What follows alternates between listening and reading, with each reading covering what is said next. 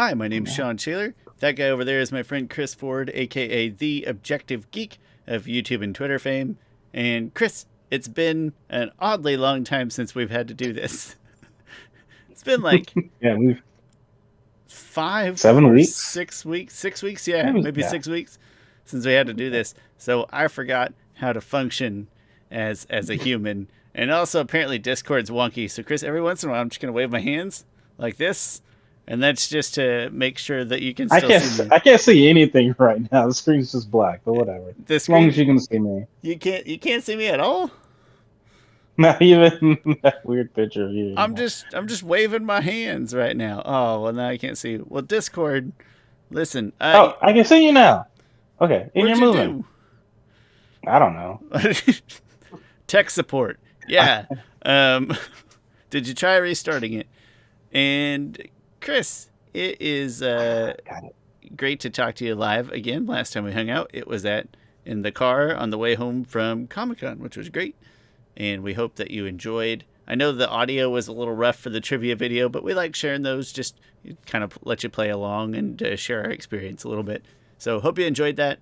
Today, Chris, we're kind of starting a whole new, I guess you'd call it like a mini series or subset of videos that it's going to carry us through the next few weeks. But before we get to that, how you doing? What are you up to? I'm doing perfectly fine. Doing fine.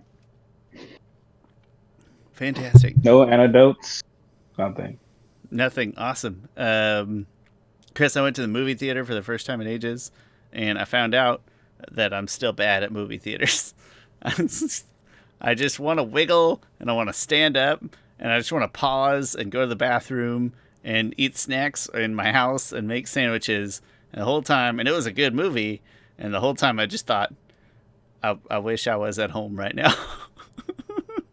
Mm. I know, first world problems, but listen, these chairs are wicked comfy, and the snacks upstairs are much cheaper than movie theater snacks. Do you get snacks? Are you a Well, snacks at the theater guy? I sneak in Sneak snacks. in snacks. Okay, good choice. Good choice. Yeah. Well, but hey, Chris. That being said, let's tell me about the next few weeks here. Tell us what we're going through. Next few weeks, all right, we'll be ranking every quotations, every bender from each of the elements. So this week it will be every airbender ranked. The week after that it will be every waterbender ranked, then every earthbender ranked, then every firebender ranked, and then every non-bender ranked. And I say every bender from each of these, but it really should be every notable bender. Like if they're so insignificant and I don't remember their names and stuff like that, we didn't put them on here. It's fine. We don't need to be that concrete and that official of a list. That's too But strong. you That's guys, too strong. yeah, yeah. And But still, I didn't even ask you. This is me asking genuinely because I should have done it 10 minutes ago. How do you want to do this order wise? Do you want to go like 5 through 1 and then fill in the end of the list, or bottom of the list to top, or nah, top of the we. list to bottom? I like to go. We'll go from worst to best, Worst to but best? we'll go quickly through like the I don't know the we'll quartile it or That sounds third good. it. Excellent. And any other disclaimers? I know we talked about not necessarily who would beat who, just trying to gauge power big Yes. picture, not like a one-on-one fight scenario. Yeah. These rankings are gauging their abilities, their strength of various abilities, and not necessarily who would win in a fight. So there might be a number one who I think would actually lose in fight to like the number three, but this person is just so great in a multitude of things that put them at number one. But we'll get to that. And so think about it in that case, not necessarily who would win in a fight case. For the most part, they probably would win in a fight against a lower ranked person, but just a little bit more nuanced ranking than just that. So consider that. That sounds fantastic. Chris, I have the handy dandy list right here on my beautiful phone. And we're starting with airbenders. Are you ready to roll? Let's go. Chris came up with 16 notable airbenders. So I will Yeah, start at number. airbending. Oh, sorry. Go ahead. Airbending was airbending wasn't a lot to choose from. Um, and then, but I do think the top three is like, it's tough when you get to the top three. Like Man, I was, top. I mean, I get what you're saying. Top three. I'm gonna say top four is tough, but I get yeah, what you're saying. But yeah. but hang on to your hats, folks. Let's go down to number 16. Let's start there. Chris, number 16 is Boomy. Number 16, yeah, that's pretty sad.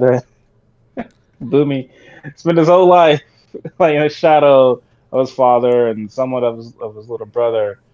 That he, and secretly he wanted to be a Bidner.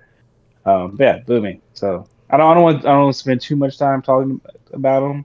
He is a decent airbending. He does have some spiritual abilities, but we're not including that because this is airbending, and that's not even a subset of airbending. Number 15, Icky. Icky. She.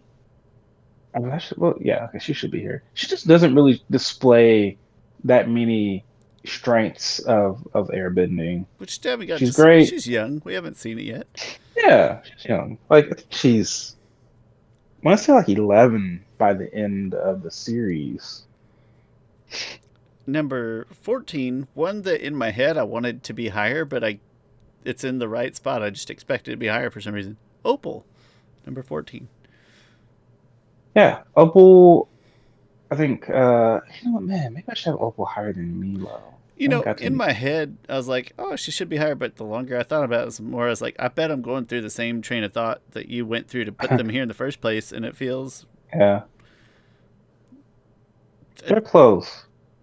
but speaking of. They're. Oh, I'm sorry. Go ahead.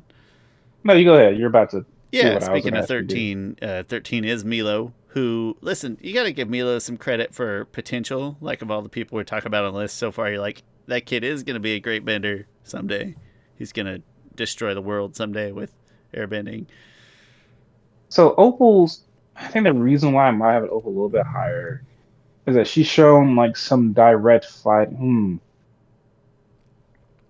No, I'm I going think to. I'm good with Milo being. I think I'm good with Milo being higher because Milo fought Equalist alongside um, his siblings.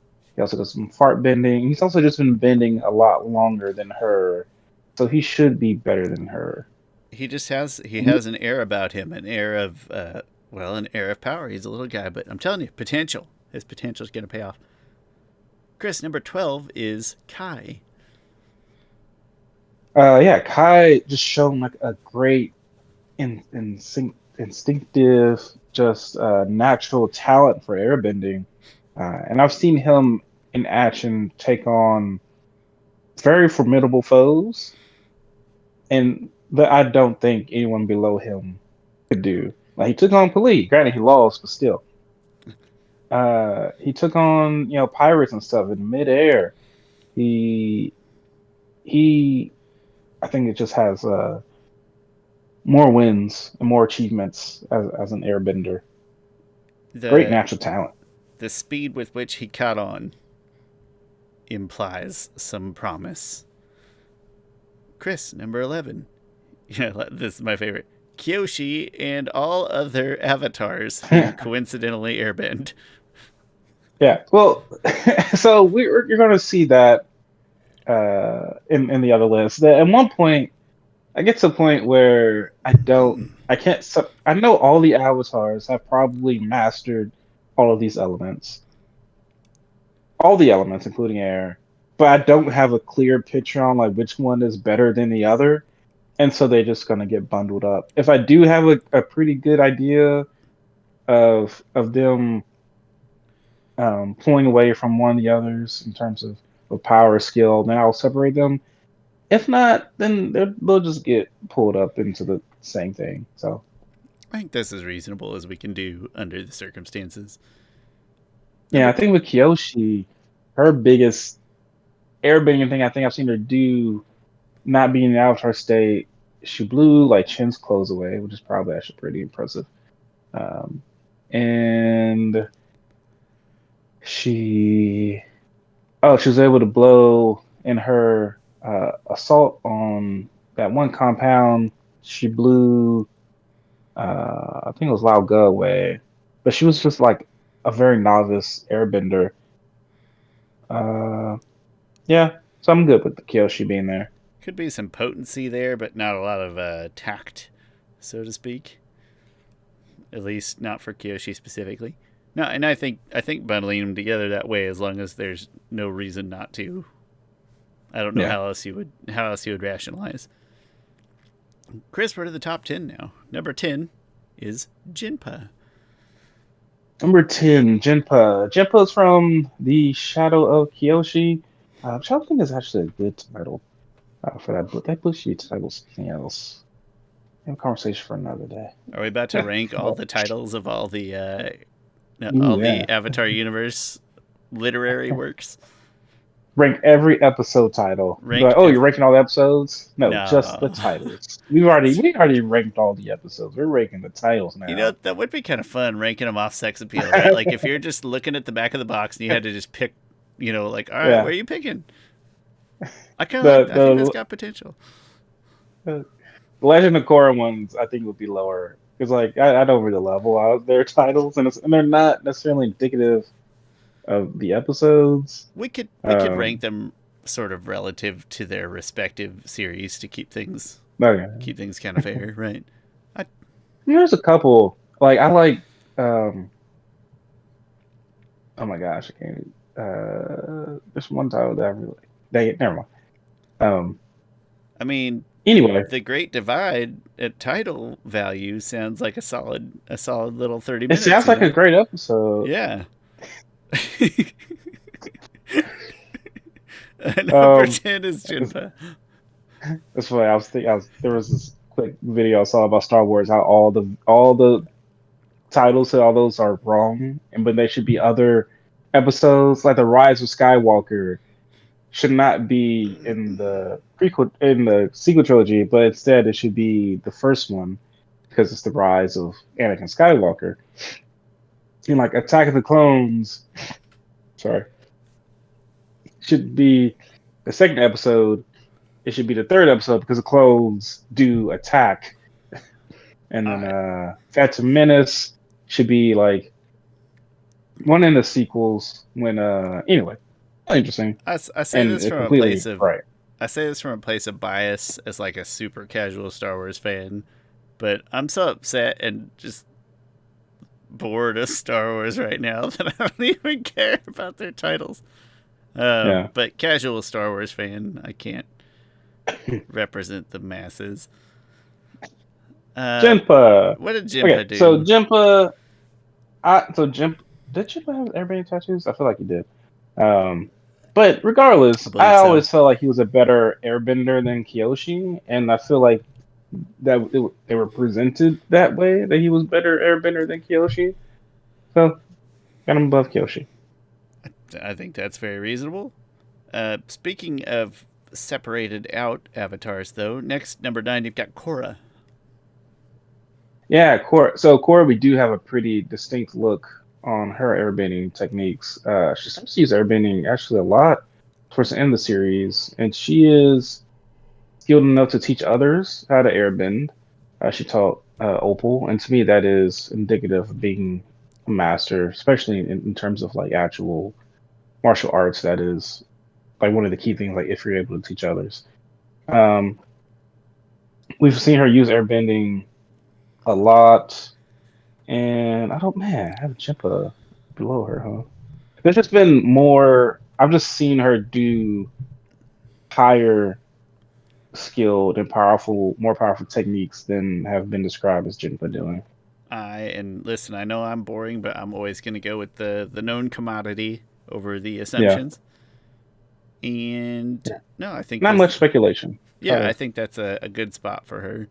It's funny that you mentioned like the mastery involving the ability to teach others, because I always feel like the saying in like sports is those who can't do teach, right? Like you can't play, you become a yeah. coach.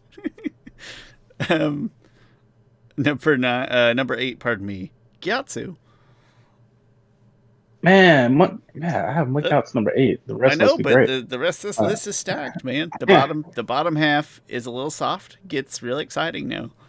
yeah. Okay, so Gyatso must be he's an airbending master. Uh, he was freaking he was surfing on gliders as a kid. But the thing that I think separates him from others is that he killed a bunch of firebenders that people don't talk about too often. A whole room of Like, firebenders, yeah, just dead corpses. There gotta be 20 to 30 firebender corpses in that yeah, space. yeah. In Like episode 3, all, right? yes, episode 3, Yeah. the Southern Air Temple. And all of them are like it's almost like a pyramid up to him, which just looks devastating. I want to see that scene, even if it's like a Oh man, non-canon recreation of some type. But I yeah. want somebody to interpret how it happened in that fashion. Maybe the Netflix show would do it. That'd be I think cool. they should. Like a cool flashback or something. It doesn't have to be even live action. It could be some kind of, I don't know, Yeah. some kind of Loch Ness monster blurry mess of a flashback or whatever. But I just want it to be imagined how he did it. So yeah, I'd say that's pretty powerful. Oh, real quick. Also, another disclaimer or criteria: I'm not including animals in this. So sorry, Appa's Sorry, not Appa. ranked Yeah, in you this. out. Yeah. Obviously he would be number one because he's a bison. He's a Hmm. giant flying bison, Chris. What Hmm. else do you need? Well, now I'm curious. Where would I put Where let's Appa? we'll finish the ranking proper, Okay. and then I want you to think about the airbending animals, and then we'll do a quick the hypothetical plug. You know, Yeah. Chris, I think killing a room full of people would be good grounds to argue Gyatso over your number 7 pick. So I'd like to hear your reasoning behind number Ooh. Okay. 7, Lahima, Guru Lahima. I don't know how to pronounce that. You know what though? That's a good question. So Guru Lahima did Powerful. I know unlock. power does not have to imply violence, and so I should not be making that one to one, but it is a natural, like, human instinct to do that. Mhm. So we know absolutely nothing about Guru Lahima's fighting prowess because he was a pretty much a pacifist. I feel like, or just didn't Surely care. so, And yeah. he probably, I feel like he was probably the type of monk who was very much a nomad of just like I'm detaching myself Self from contained. like any worldly anything. Like I'm gonna eat an apple once a year. And that's all the nourishment I need. I'd buy Uh, into that. Into that, not into the lifestyle because I hate apples, but no, I buy into your description of his lifestyle. uh, but he did unlock ancient airbending technique of levitation, and that was the factor that took it over for me. Like I don't know, like I had to speculate a little bit on Gyatso that he killed, a room full of firebenders, but I know Gyatso wasn't that skilled enough to or he He did wasn't not able escape to. a room full of firebenders. It sounds a little. That does sound dark, maybe. Yeah. I'm just So this is saying an he could have interesting done one better. Um, where Gyatso might be able to take him one on one, maybe. Uh, but I have Lahima that high up because he was able to levitate. Unparalleled skills up to the point in time of another airbender we will discuss. Yes. In a literal sense of unparalleled skills. Chris, this one we had a nice conversation about, I think. Number 6 is Janora. Yes, Nora. Man, Interesting subject. in my heart, I wanted to put her like way higher because I think she's really underrated. So Janora has her airbending tattoos. She comes in the clutch like all the freaking time. Able to make huge tornadoes with other people's help, but she's like the main focal person in it. But the main thing that separates her is that she's created sub techniques of airbending, mixing her spiritual abilities with her airbending to do things like spiritual projection and I don't know, force ghost type of deal. Well, spiritual projections. close to anybody. She's also, very talented in techniques. Her fighting powers isn't like an A grade, probably more of a B grade, but the techniques she has, I think, are really, really great. When theoretically in that family, you're going to sort of receive top-notch technique training and or just technical airbender training. Speaking of the family, number 5 is Tenzin. This is where we had a nice conversation of Tenzin Jinora. What order do we put those in? Yeah, yeah, we were going back and forth between these two because I firmly believe Tenzin would. I mean, this sounds terrible. He would beat his daughter in a fight. That's he's a Yeah, she grown would go man. pick her own Switch, and then he would beat her with it. Yeah, I get how parenting Yeah, works. yeah. Um, Granted, he doesn't have any of those spiritual techniques, but I think his fighting prowess is and abilities are so much better than hers that he. And when it comes to just airbending, there might only be a few people that are better than him when it comes to like just fighting, no other like techniques involved. It's probably only three better than that. There was also, a point in time where, hold on, let me get my timing right. Was there a point in time where he was the only airbender on Earth There other was. than He the was the last Avatar? airbender at one point. Yeah. Yeah, and And so then not that that died. not that really contributes, but there's like a I don't know, there's like an aura to his existence. I Yeah. don't know if that carries any weight here, but it's cool at least. It was Like if cool. he was entering into the He's the ring, second last. He's the second last airbender. the much less interesting title. Yeah. Uh, He's in the second last airbender. the worst nickname in one-on-one bending fights. Number 4 is Kelsong. Yeah, Kelsong. Like initially, in my head, I went straight him to number one. Because Kelsong is his name is what the human typhoon. It, The that's his name for a reason. the one description that we get of his bending prowess is such an overwhelming event in every sense Yeah, that like it's literally all that we have to work off is this amazing feat of bending strength, and that's it. There's no like, oh well, he also messed up over here this time. Like, nope.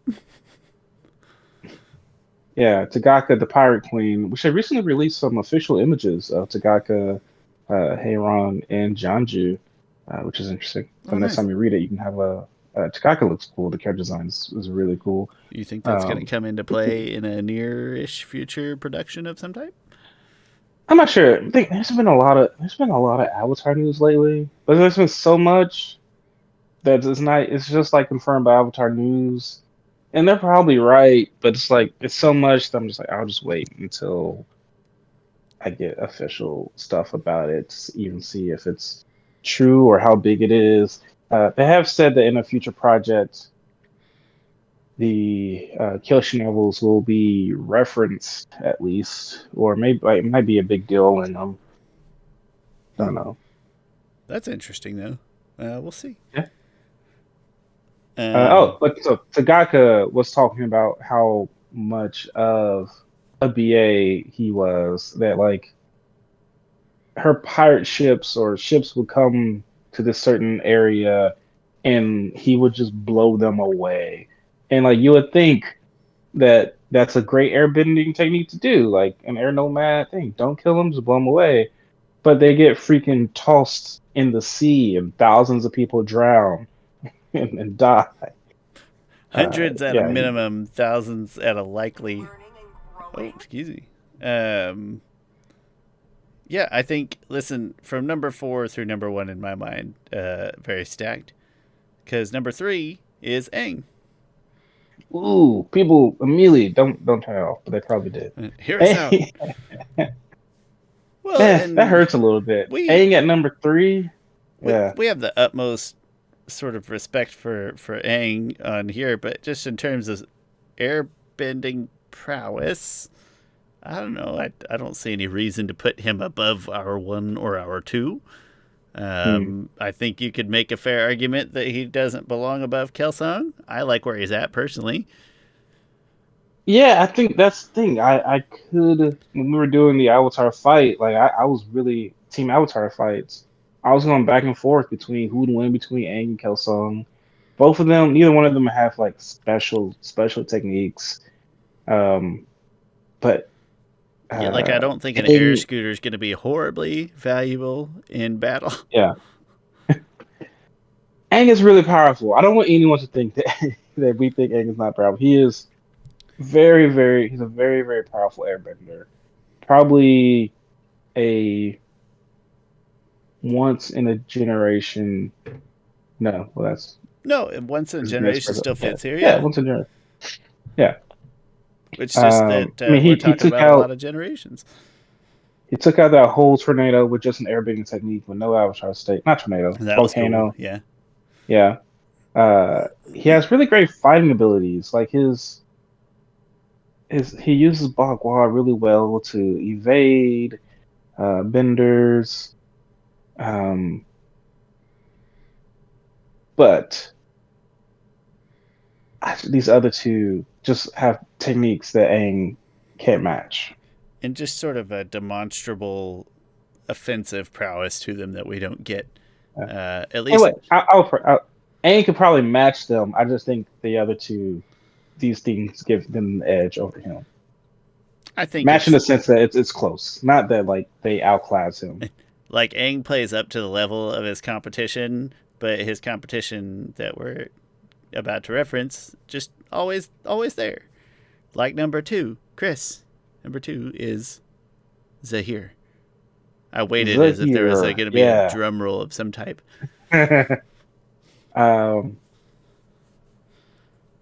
Zahir can fly. There, well, that's a huge freaking thing. And the way he airbends, if Zahir couldn't fly, I would have ranked him below Tenzin.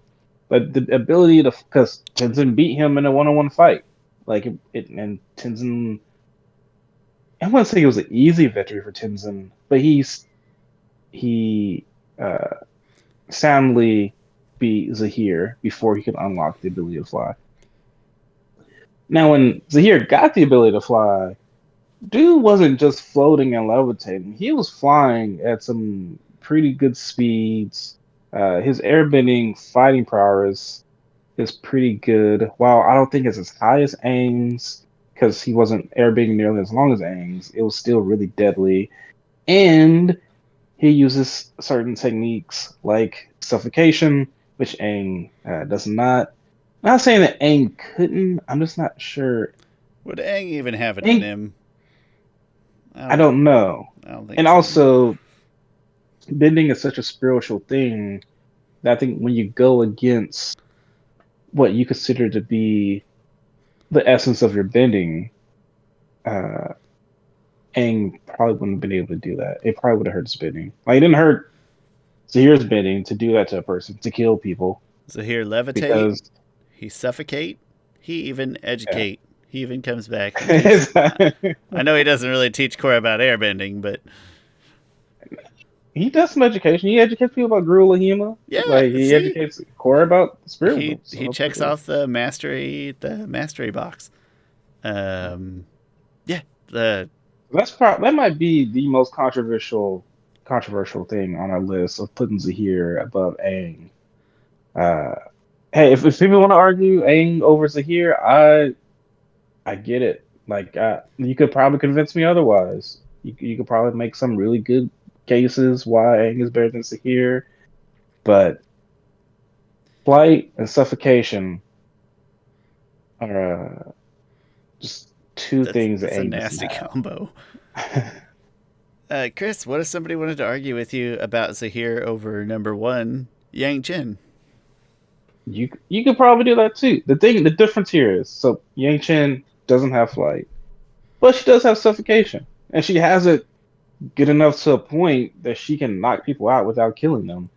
That takes skill and precision, and also She's an airbending master. She has the same fighting skills as Aang would. Um, Granted, that's a little bit speculative. I feel like I've been shown this all throughout the uh, the novels.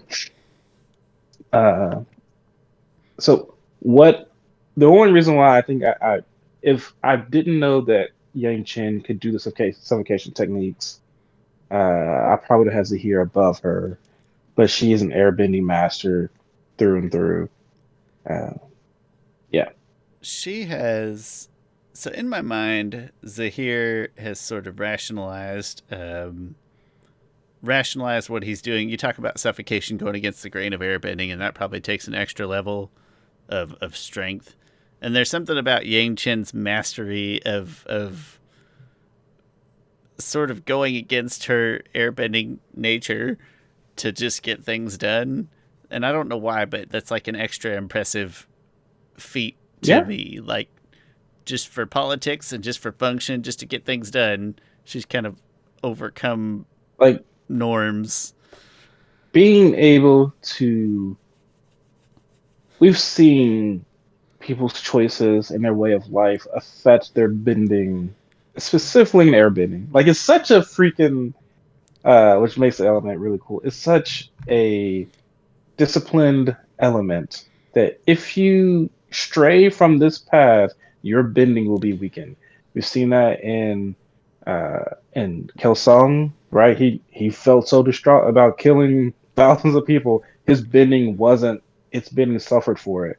Uh, Kyoshi's parent, mom, Kyoshi's mom, she couldn't air. She, just at all. criminal life made it to where her airbending was so weak she needed fans to concentrate.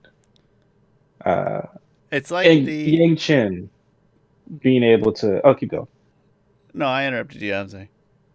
No, I'm saying Yang Chen being able to kind of compartmentalize things, still do stuff that is somewhat shied upon. Like she purposely went out her way to do the suffocation technique so people wouldn't see and judge her on it, because she probably would get a lot of flack from I don't know whoever elders or monks were there who she was beefing with. Um, but her airbending didn't suffer for it because she was probably strong enough and disciplined enough in her morals and motivation that she can work through that. Of all the random like adjacent skills that we've mentioned, that might be the most useful skill that an airbender could have. And I think so. there's only two on this Like, list that have even kind of navigated it particularly well. yeah, especially like Yang Chen, like people imagine the Avatar who could bloodbend and suffocate people to the point that they pass out. Like you could bloodbend a person to where like you can make them pass out. Well, because they do it all the time. Not here. Unalaq did it. Unalaq? No, not Unalaq. Tarlak did it to like a room full of people. It's a pretty pat to me. It's a violent move, but it's almost a pacifist move. Like, all right, I'm gonna end this fight before it's even a fight.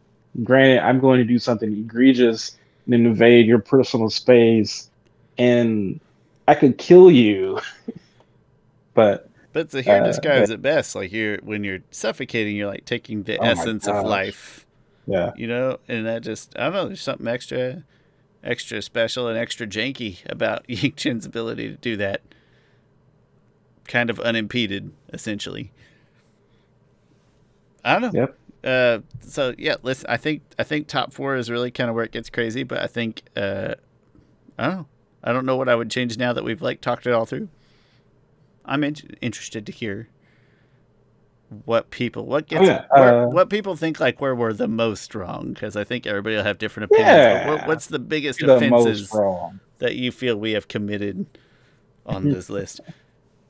Chris, if you had to fit a giant sky bison, a giant flying sky bison on this list, I you know what I think between Kyoshi and the other airbenders and Kai, I think Appa'd be like number 12 material for me. All right.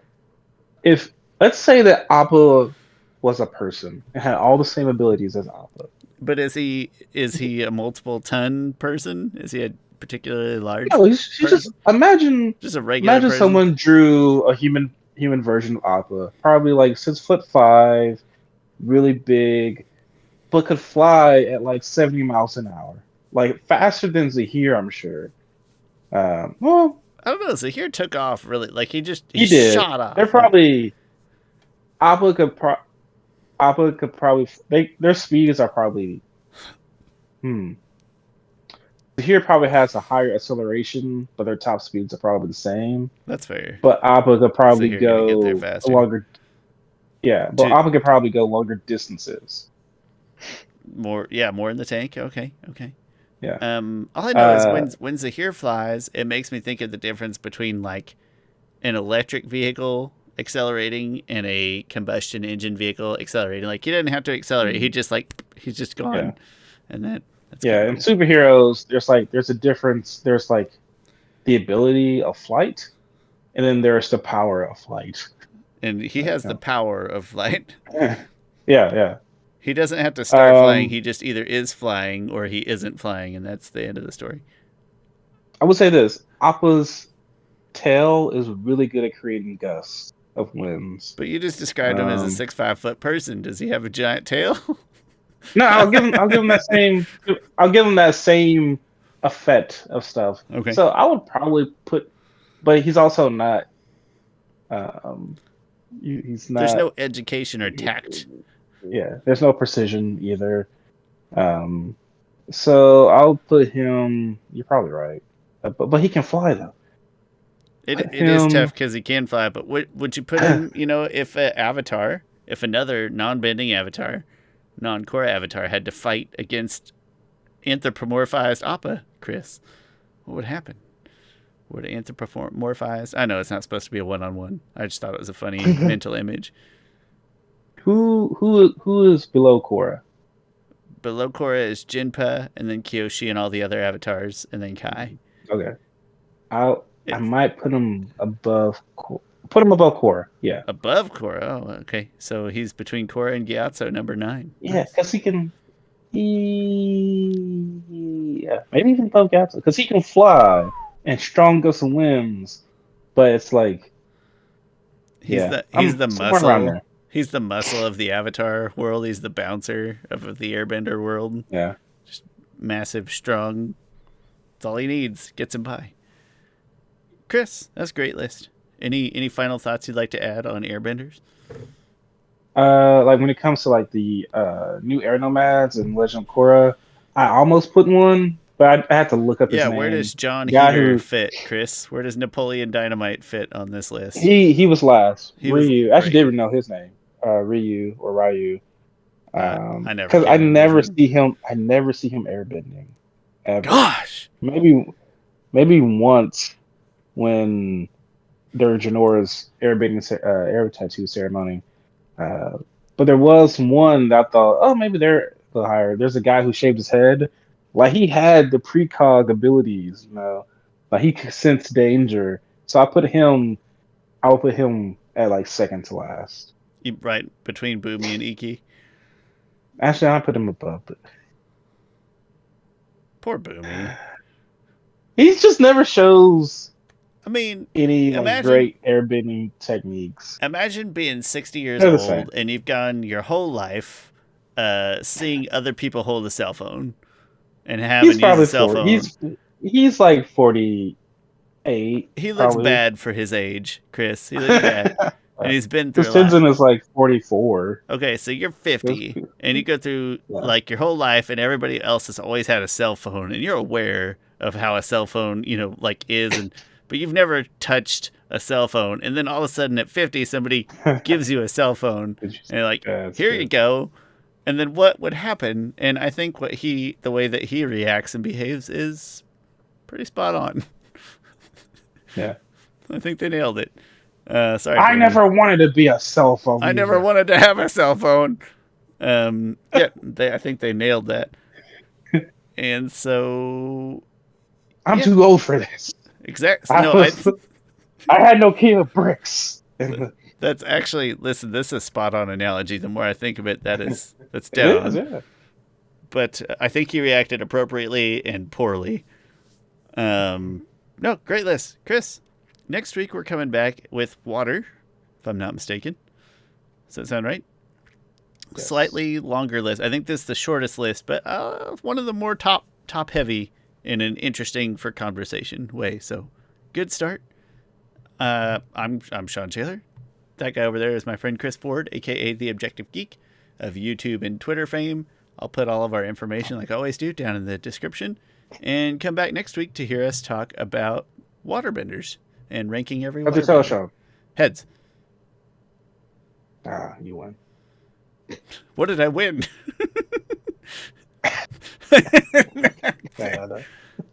Thanks for watching. We will see you guys next week. Oh, I timed that really well with the coin flip, like when it landed and the screen changes. That was nice. My favorite Two-Face pose. Well, not one of them. It's Tails' kitty cat. He tells it to Great Delisle. Oh, nice. Yeah. Our friend Great Delisle.